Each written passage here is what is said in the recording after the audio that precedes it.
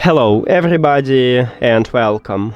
In this video I'm going to show you how to delete photos from shared album in Google Photos. You have to start by open Google Photos application. Then make sure that you sign in into your correct account. You can click at the arrow icon and switch on your account or add your account. After you sign in into your account, you need to go to Collections. And right here we have albums, so right here we have all your albums. And I shared this album with someone. So right here we have few options how to delete these photos.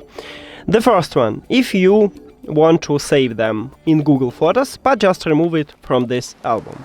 So if this single photo, click on it, then three dots at the right top, and remove from the album. Multiply photos, just select them, then click the three dots at the right top, and remove from album. Also, if you want to just remove these photos, so not from album, but just remove it from Google Photos, you can or select one photo or multiply photos, three dots, and then move to the trash.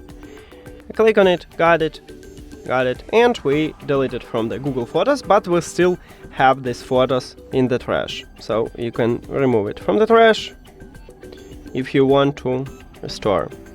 Now let's return to the album. Also, you can remove this album. You need to click at the three dots, you don't need to select photos, and then click at the delete album, and delete. And that's it.